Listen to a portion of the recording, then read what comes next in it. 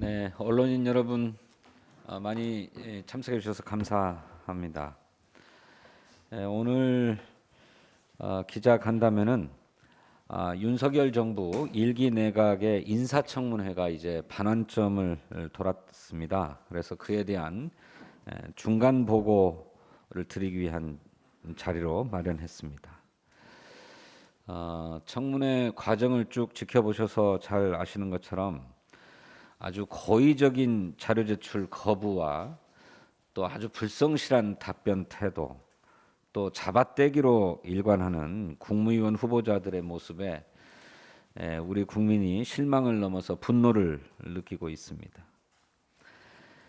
과거 문재인 정부의 국무위원 후보자들에 대한 인사청문회, 또 당시의 검증의 눈높이에 비추어 보면 그야말로 역대 최악의 인사참사다, 이렇게 얘기해도 과언이 아닙니다.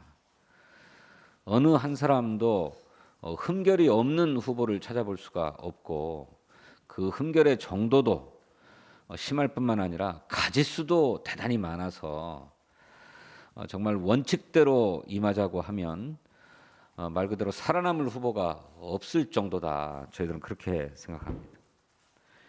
오늘 특별히 인사청문 보고서가 그 가운데에도 어렵사리 채택된 후보들도 있지만 보고서가 채택되지 못한 후보들에 대한 보고를 드리고자 오늘 자리를 마련하게 되었습니다. 참석해 주셔서 감사하고 지금부터 시작하겠습니다. 먼저 박홍근 원내대표 모두 발언 듣겠습니다. 네, 윤석열 정부 초대 국무위원 후보자 12명에 대한 인사청문회를 진행했습니다. 민주당은 국민의 눈높이에서 국민을 대리해서 충실한 검증이 되도록 최선을 다해 왔습니다. 하지만 참신하고 기대되는 후보는 단 한 명도 없었습니다. 하나같이 특권과 비리, 불법 의혹이 쏟아졌습니다. 자료 제출 거부는 기본이고 유장 전입, 병역 비리 같은 청문회 단골 메뉴도 빠지지 않았습니다. 특히 복지부 정호영, 국토부 원희룡, 행안부 이상민, 문체부 박보균 후보자는 국민 눈높이에 현저히 미치지 못합니다. 공정과 상식을 정면으로 무너뜨린 정호영 후보자는 스스로 도덕적으로 문제가 없다고 주장합니다. 국민이 심판할 수밖에 없습니다. 온갖 궤변으로 업무 추진비 부정 사용과 각종 개발 사업 셀프 특혜를 가리려는 원희룡 후보와 자료 제출, 증인 채택을 거부하고 아빠 찬스를 체험 활동으로 둔갑시킨 이상민 후보, 친일 사관과 독재 찬양의 철학을 가진 박보균 후보 역시 국민은 동의할 수 없습니다. 소통령 한동훈 후보자도 마찬가지입니다. 청문회가 의미가 없을 정도로 이미 물의를 일으켰습니다. 입법부의 존재를 부정하고 공당을 배후에서 조정하려 했습니다. 무엇보다 스스로 피의자로서 수사에 비협조한 당사자입니다. 민주당은 새 정부 첫 내각임을 고려해 오히려 많은 부분을 양보해 왔습니다. 드러난 흠결이 적지 않음에도 기재부 추경호 후보자 등에 대해서는 코로나 손실 보상과 물가 등 경제 상황을 고려해 경과보고서 채택에 동의했습니다. 과기부 이종호, 환경부 한화진, 노동부 이정식 후보자도 마찬가지입니다. 하지만 의혹을 넘어 수사가 필요한 후보자들을 단지 첫 내각이라는 이유로 무조건 동의할 수는 없습니다.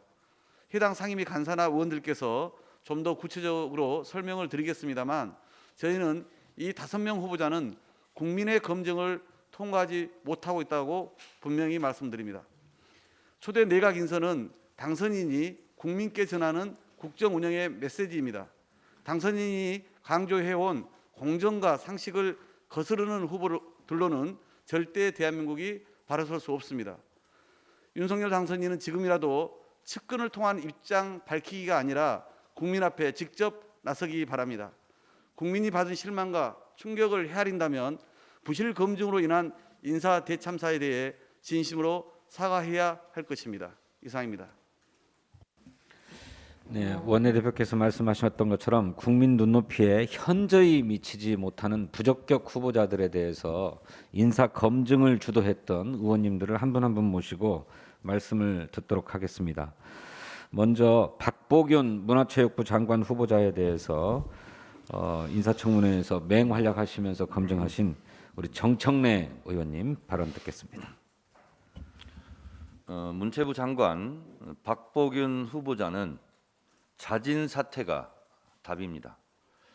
전문성도 없었고 딸을 둘러싼 특혜 논란, 또 장충기 문자 논란 등 도덕성에도 흠결이 많았고, 또 일왕 생일에 참석하는 등 친일적 역사관 논란도 많이 있었습니다.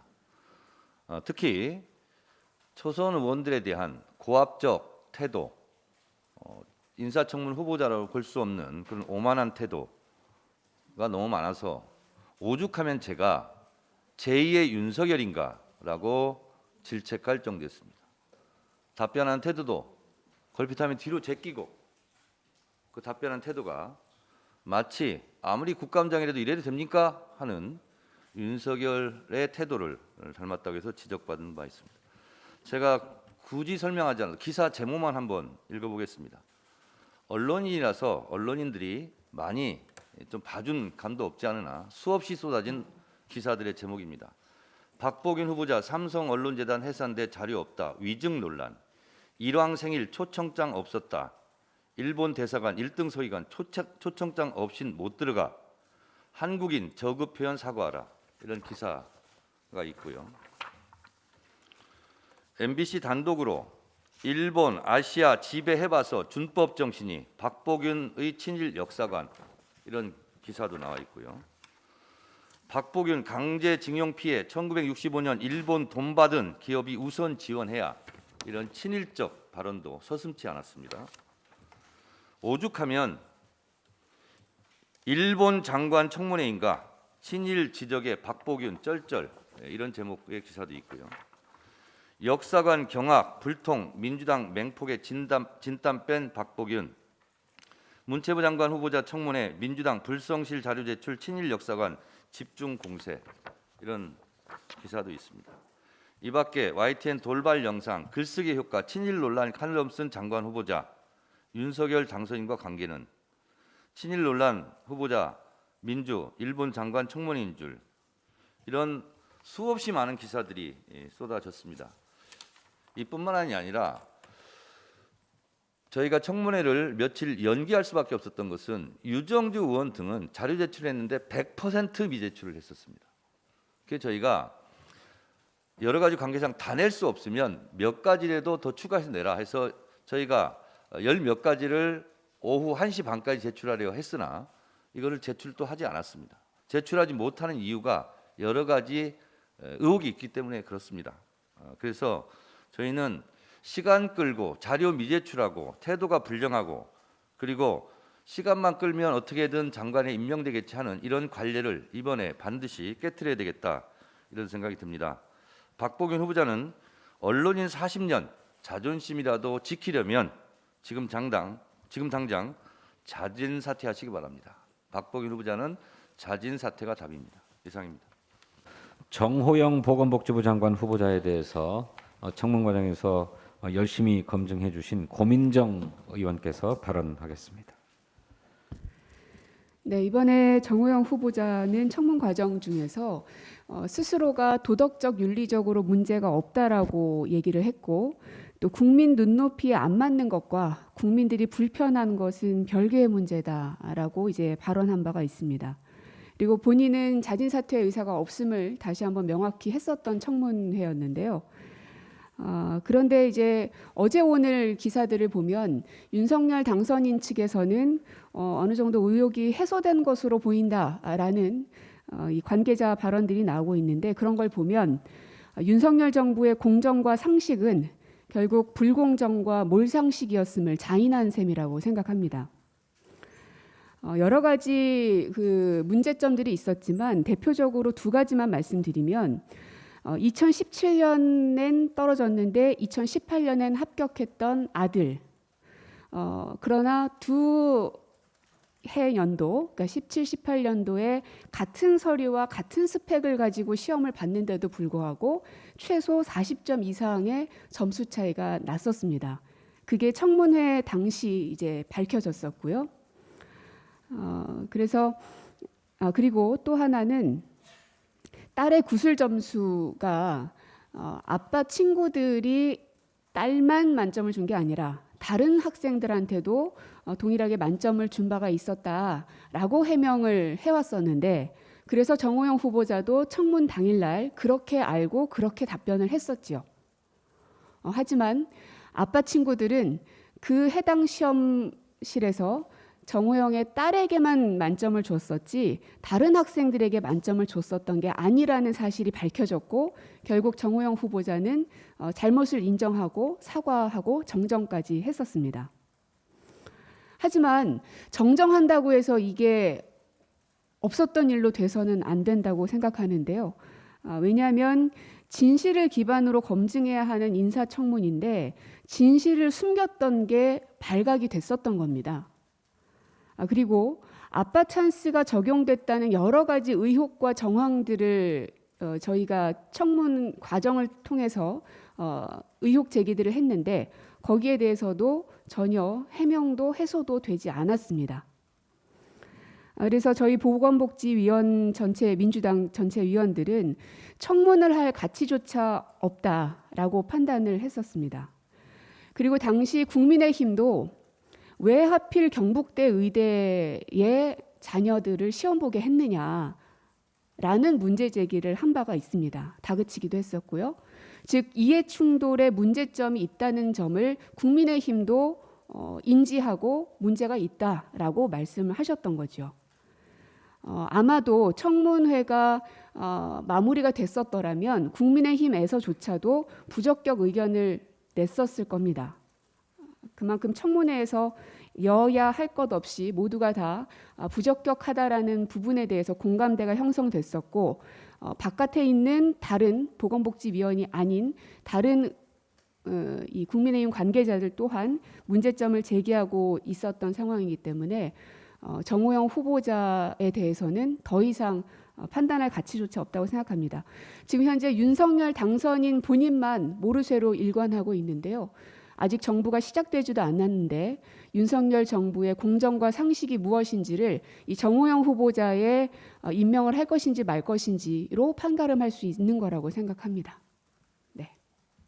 지난 5월 2일 원희룡 국토부 장관 후보자 인사청문회가 진행됐습니다. 국민의힘의 비협조 속에 증인은 채택되지 못했고 경과보고서를 채택하는 두 차례 전체회의에서도 소명 부족과 자료 부실이 이어졌습니다. 이에 민주당 국토교통위원회 위원 일동은 5월 4일 원 후보자의 7대 중대 의혹 관련 기자회견을 열어 해당 사안이 명확히 규정되지 않을 시 후보자 사퇴는 물론 형사 처벌이 기다리고 있음을 경고하였습니다. 원 후보자 7대 중대 의혹으로는 3법 위반 의혹, 3대 특혜 의혹, 윤석열 테마코인 의혹이 있습니다. 먼저 첫째, 공직선거법 위반 의혹입니다. 업무 추진비를 사용해서 개인 명의로 경력금 지급을 집행한 사실이 확인되었습니다.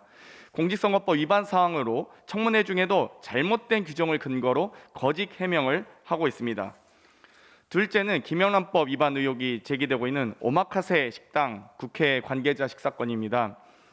원 후보자의 업무 추진비 사용 내역 중 오마카세 일식당 한 곳에서 2년 8개월 동안 약 1,600만 원을 결제한 사실이 확인되었습니다. 100명이 넘는 국회 관계자들과 8차례에 걸쳐서 방문한 것으로 나타나 김영란법 위반 의혹이 제기되었습니다. 셋째, 정치자원법 위반 의혹입니다. 원 후보자의 팬클럽 성격인 사단법인 코리아 비전 포럼이 후보자가 제주도지사 시절 주최한 토론회 비용을 지출해 불법 기부행위 의혹을 받고 있습니다. 이는 후보자에게 정치자원법 위반이고 사단법인은 업무상 횡령에 해당할 수 있는 사안입니다. 넷째는 오등봉 개발 사업 의혹입니다. 오등봉 개발 민간 특례 사업의 사업자 선정 과정에서 후보자 본인의 정책보좌관이었고 제주도지사 선거 당시 비서실장을 했던 인물을 규정까지 바꿔가며 제한심사위원회에 포함시켰다는 의혹입니다. 다섯 번째는 윤석열 테마코인 관여 의혹입니다. 제주 안심코드를 수의계약으로 체결하고 막대한 운영비를 지급한 이 테마코인에 대해서 윤석열 당선인은 이 회사의 부스에 방문하고 또 해당 회사의 가상화폐가 폭등하는 등의 의혹이 있었습니다. 이 외에도 제주 아라리움 자택 지역 셀프 용도 변경 특혜 의혹과 측근 비리와 연관된 제주 자원환경순환센터 조성 사업 개입 의혹이 있습니다. 제주도가 직접 발주한 사업 중 최대 규모였던 이 제주 자원환경순환센터에 측근이던 비서실장 관련 업체가 참여한 것으로 밝혀졌고, 여러 가지 컨소시엄 구성 과정에서 의혹이 있습니다. 여러 가지 이 의혹에 대한 성실한 소명을 부탁드리면서 7대 중대 의혹 보고를 마치겠습니다. 네, 검증 보고를 드리겠습니다. 네, 행정안전위원회 소속 오영환 의원입니다. 이상민 행정안전부 장관 후보자 관련 인사청문회 관련 보고 드리겠습니다. 지난 5월 3일 이상민 후보자 관련 인사청문회를 진행했습니다. 후보자의 이 전문성, 공직윤리, 그리고 직무 역량, 국민 검증이라는 기준에 맞춰서 어떤 도덕적인 결함은 없는지 이 국가 행정, 지방 행정, 지방 분권 이런, 그리고 국민 생명 안전과 재난 관리까지도 총괄하는 국가의 중추부처 장관으로서 자격이 있는지 이런 심사를 진행했습니다. 그러나 청문회 시작부터 후보자는 배우자와 자녀들에 대한 자료를 개인정보 보호를 이유로 일체 거부했으며, 제기되는 의혹들의 충분한 설명과 이런 해소를 위한 노력 대신 의혹과 관련된 기사를 쓴 기자를 고소하는 등 민형사상 법적 책임을 묻겠다는 하는 등 이 고압적인 태도로 국민의 공분을 일으킨 바 있습니다.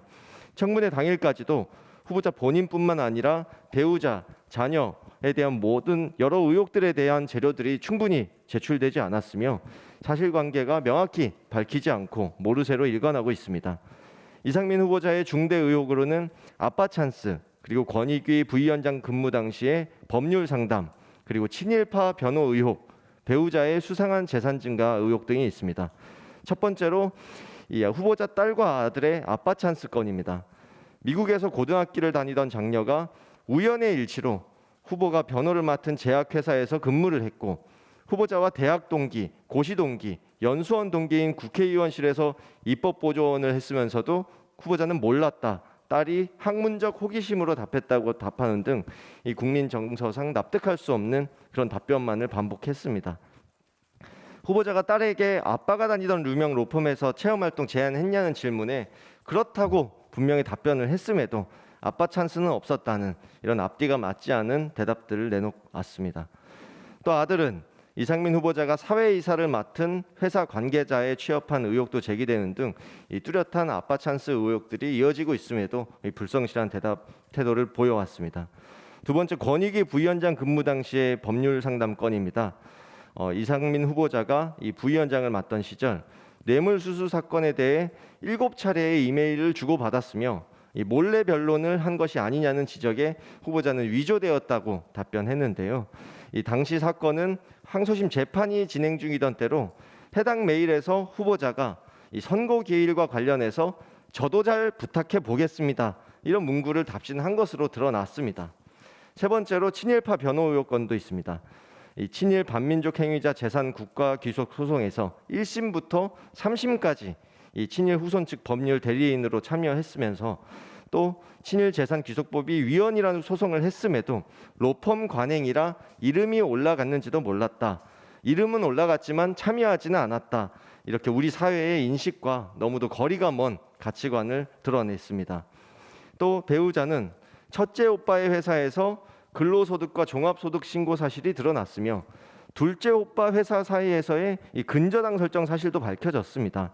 또한 배우자의 재산이 6년간 10배 이상 증가한 것과 관련해서도 부부간 불법 증여에 대한 의혹도 해소되지 못했습니다. 이와 관련된 검증을 하는 인사청문회 과정에서 이상민 후보자가 이 청문위원들의 질의에 오만한 답변 태도를 보였으며 이 청문위원들이 요구한 자료의 일부만 제출하고는 이 모두 제출됐다, 이렇게 주장하며, 또한 이 통장 거래 내용만 조회하면 즉시 확인 가능한 이런 자료를 인사청문회 자리에 앉아 있느라 내가 그 제출할 시간이 없다, 이렇게 납득하기 어려운 고압적인 태도를 보이는 등 이 국무위원 후보자로서 청문회에 임하는 태도가 이 부적절한 것을 넘어서 도저히 납득 불가능하고 수용 불가능한 수준에 이르렀다는 판단하에 행정안전위원회는 청문회를 중단할 수밖에 없었습니다. 이런 이상민 후보자의 답변과 태도는 인사청문회를 무력하게 만들었고 국민의 눈높이에 맞는 국민위원회 자격이 없음을 입증했다고 말씀드리겠습니다. 이상입니다. 후보자에 대한 인사청문회는 다음 주 월요일로 예정되어 있습니다. 두 차례 정도 일정이 연기되기도 했는데 그 중간 보고를 겸해서 지금까지 검증 결과에 대해서 보고드리겠습니다. 예, 방금 수석님께서 말씀하신 대로 한동훈 법무부 장관 후보자에 대한 인사청문회는 원래 5월 4일로 예정되어 있다가 다음 주 월요일인 5월 9일로 연기되었습니다. 인사청문회 일정이 이렇게 연기된 이유는 크게 세 가지입니다. 하나는 증인 관련된 협상이 지연됐기 때문이고요. 두 번째는 자료 제출이 상당히 제대로 되지 않아서 자료 제출을 좀 더 제대로 받기 위해서였습니다. 세 번째는 서면 질의에 대한 답변이 제때 회신되지 않아서입니다. 먼저 서면 질의에 대한 답변 부분에 대해서 말씀을 드리겠습니다. 인사청문회법 제7조 제6항에 따르면 청문 5일 전에 후보자에게 이제 서면 질의서가 도달하면 후보자는 청문회 일정의 48시간 전까지, 그러니까 이틀 전까지 해당 상임위 위원장에게 그 서면 질의에 대한 답변을 보내도록 되어 있습니다. 이것은 의무 사항입니다. 원래 5월 4일 날로 청문회가 예정되어 있었기 때문에 이 규정에 따르면 5월 2일까지 한동훈 법무부 장관 후보자는 서면 질의에 대한 답변을 법사위원장에게 제출했어야 합니다. 그러나 저희가 확인한 바로는 5월 2일까지 회신된 서면 질의에 대한 답변이 없었습니다. 결과적으로 인사청문회법을 위반한 것이고 청문회가 제대로 진행될 수 없는 상황이 만들어졌던 것입니다. 자료 제출 부분도 상당히 지금 부실하게 이루어지고 있습니다. 아시다시피 지금 한동훈 후보자에 대해서는 신상 등에 관련돼서 여러 의혹들이 제기되고 있습니다. 예를 들어서 삼성 수사를 하는데 미성년 딸이 삼성 주식을 보유하고 있는 것 아니냐, 보유하고 있었던 것 아니냐, 이런 의혹도 제기되고 있고요. 또 삼성 바이오로직스 관련된 수사가 진행될 당시에 관련되어 있었던 회사인 골드만삭스 사내 변호사가 소유한 타워 팰리스를 전세로 얻어서 살고 있었던 것 아니냐라는 의혹도 제기되고 있고요. 또 엄마 찬스로 아파트를 편법 증여받은 것 아니냐, 차량 구매 공채 매입비를 아끼려고 위장 전입한 것 아니냐, 뭐 이런 의혹들이 계속 제기되고 있고, 엊그저께를 거치면서는 딸의 스펙 쌓기가 엄마나 아빠 찬스로 이루어진 것이 아니냐라는 의혹의 보도들도 이어지고 있습니다. 그런데 이런 의혹들을 해소하는데 반드시 필요한 자료들에 대해서는 이게 개인정보다라는 이유로 거의 제공을 하지 않고 있습니다. 따라서 이런 의혹들이 청문회에서 제대로 해소되기 위해서는 자료 제출을 성실히 해야 될 필요가 있는데요. 이 자리를 빌어서 강력하게 다시 한번 촉구하는 바입니다. 지금 현재 한동훈 후보자에 대해서 여러 가지 의혹들이 제기되고 있는데 본인으로서도 이런 의혹들을 인사청문회 과정에서 해소해야 될 것입니다.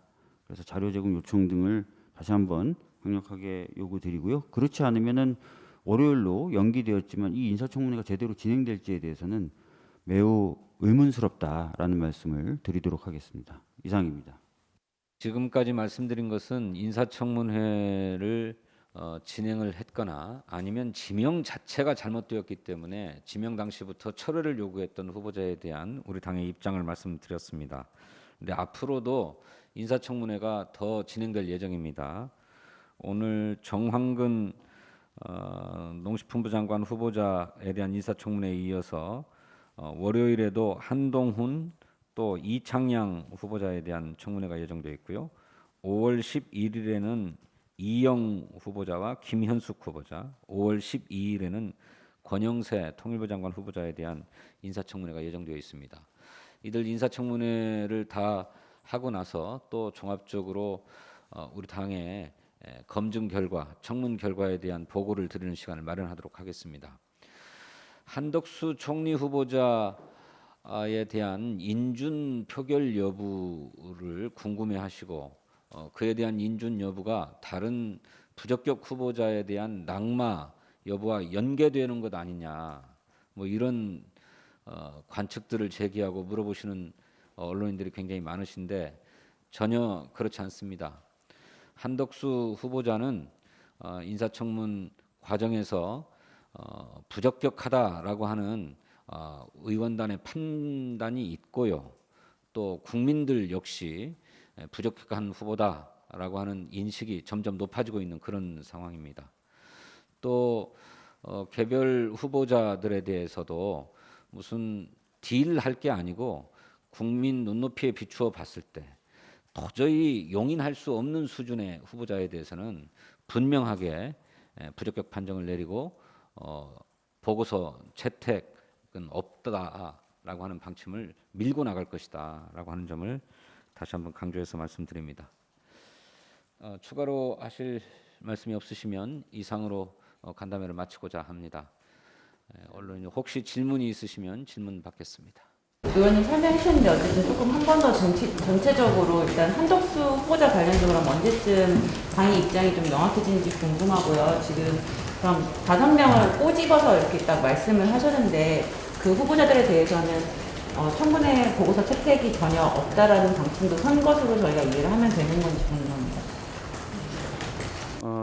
먼저 그 뒷질문에 대한 답을 좀 드리면 저희는 그동안 이제 인청이 끝난 12명에 대해서 면밀하게 제가 각 간사들이라든가 인청 위원들의 의견을 좀 들었습니다.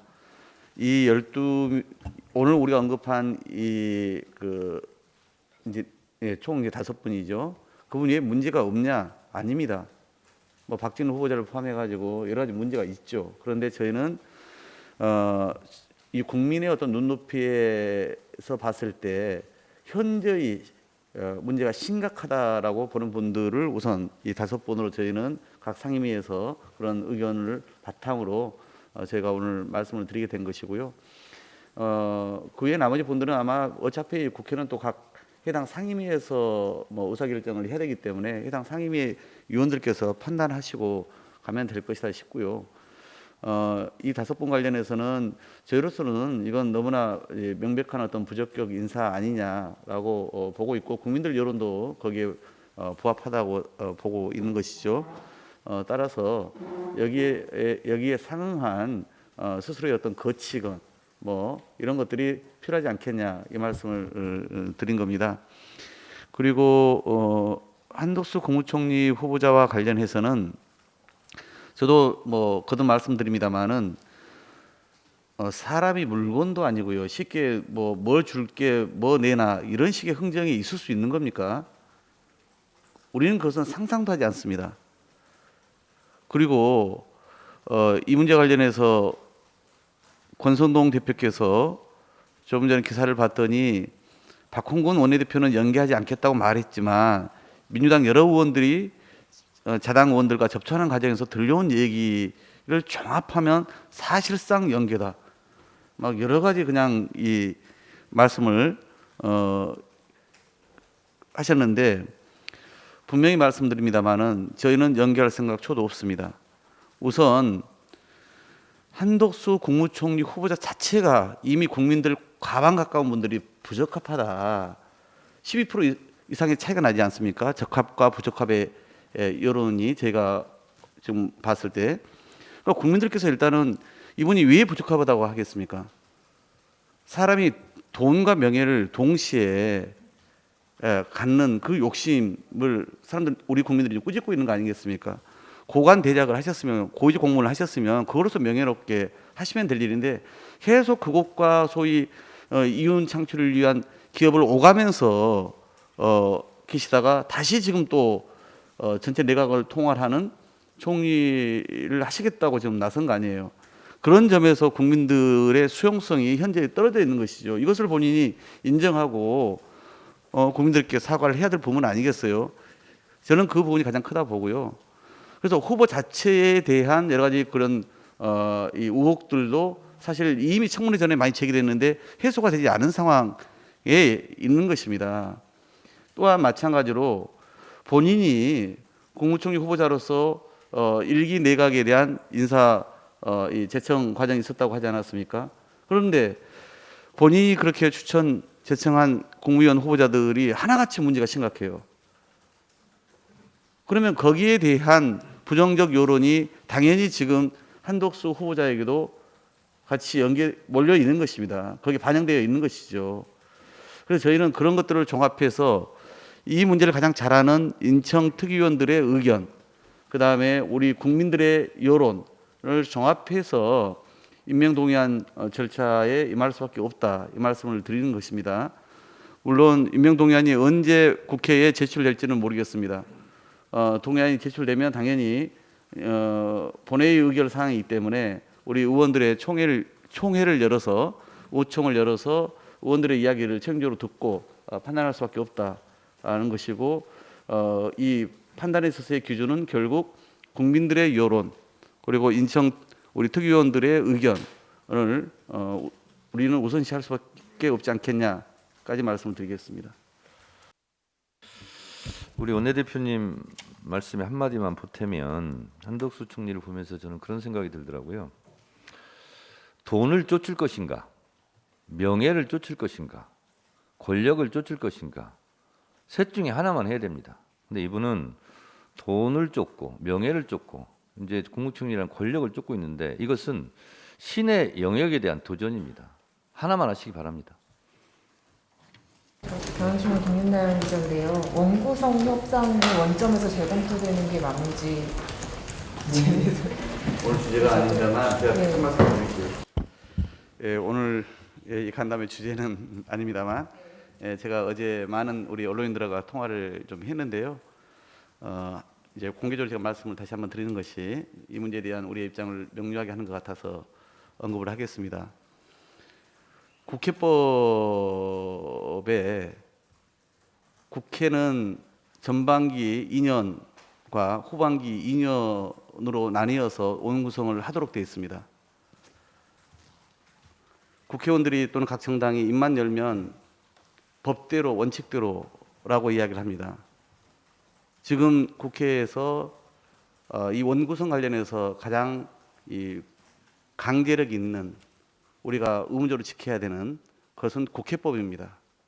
따라서 이제 오는 5월 29일로 전반기 원구성에 대한 부분이 마무리되는 것이고, 그 이후 후반기 원구성을 어떻게 할 것인지를 협상해야 되는 시점입니다. 그 법적 협상의 주체는 당시에 교섭단체 원내대표들입니다. 따라서 현재 국민의힘과 민주당과 국민의힘의 교섭단체 원내대표들이 후반기 원구성을 어떻게 할 것인지에 대한 법적 책임 주체이고, 거기에 입각해서 이제는 협의를 해 나가야 합니다. 따라서 지난 2년 전에 전반기 원구성의 문제가 후반기에 그대로 적용될 수는 없는 것입니다. 당연하게 후반기 원구성은 다시 원점에서 시작하는 것이 그건 당연한 것입니다. 우리는 그런 국회법에 정하고 있는 그런 규정과 절차, 원칙에 따라서 후반기 원구성에 임하겠다, 이 말씀을 드린 것이고요. 그리고 후반기 원구성 과정에서 당연히 의장, 부의장 문제, 또 각 상임위 위원장과 상임위원회별 정수의 문제까지 당연히 논의를 해나가게 될 것입니다. 이 말씀을 먼저 드렸던 것이고요. 여기에서 저는 그동안 한 번도 재협상이다, 재논의다 또는 파기다 이런 표현을 쓰지 않았습니다. 국회 법대로, 원칙대로, 규정대로 절차를 밟아 나가겠다, 이 말씀을 드린 것이고요. 다만 이제 이게 전임 그 원내 지도부 간의 그 정리된 내용에 대해서 이것을 뭐 부정하는 거냐, 이 얘기를 하셔서 제가 방금과 같이 전임 원내 지도부가 후임 원내 지도부, 특히 법적으로 이 책무가 있고 또 권한이 있는 그런 그 분들의 것까지 합의한 것은 그것은 권한 밖의 일을 미리 한 것이다, 이 말씀을 드렸습니다. 마치 현 정부가 차기 정부에게 어떤 법안을 무조건 통과시켜라 또는 어떤 예산이나 주요 정책을 하라고 미리 못을 박아놓고 갈 수는 없는 것처럼 같은 이치이겠죠. 이게 이제 제가 그동안 말씀을 드렸던 것이고요. 그래서 후반기 원구성에 대한 협의는 국회법 절차에 따라 원점에서 협의를 해나가는 것이 당연하다라고 말씀을 드렸고요. 그리고 이제 그 내용적인 부분과 관련해서도 당시 그 합의 당시죠. 제가 말씀을 들어보니 두 가지가 같이 패키지로 묶음으로 있었다는 거 아니겠습니까? 무슨 말씀이냐면 법사위가 그동안 각 상임위가 훨씬 더 전문성이 있음에도 불구하고 이 법안 심사의 과정에 있어서 권한을 좀 지나치게 이용하다 보니 발생하는 여러 가지 국회 운영상의 문제가 있었죠. 그래서 체계자구 이 심사와 관련된 부분에 대해서 법사위가 그렇게 상원같이 그 권한을 행사하지 못하도록 그렇게 이제 당시에 논의가 있으면서 이 부분과 함께 이제 그 법사위를 국민의힘이 맡는다라고 하는 그런 부분이 동시적으로 묶음으로 합의가 된 것으로 제가 듣고 있습니다. 그런데 이미 그 전자는 법사위에서 무너진 지 오래입니다. 여전히 그 묶음 자체가 유효하다고 볼 수 없는 그런 상황까지 이르러 있는 것이죠. 또한 국민의힘은 당시에 제가 전에 듣기로는 야당으로서 정부 여당을 견제하기 위해서 법사위를 맡아야 한다. 이 논리를 편 것으로 저는 좀 들었습니다. 그러면 지금은 그 논리는 과연 어떻게 적용돼야 되는지 되묻지 않을 수가 없는 것이죠. 하여튼 결론은 이제 2년의 전반기가 끝났고 그리고 남은 2년의 후반기 원구성 협상에 착수해야 할 때입니다. 따라서 우리는 국회법에 정해진 대로 그 규정과 원칙대로 협상에 임하면 되는 것이다. 그래서 원점에서 논의를 해서 후반기 원구성을 어떻게 할 것인지 우리가 지혜를 모을 때다. 이렇게 말씀드리겠습니다.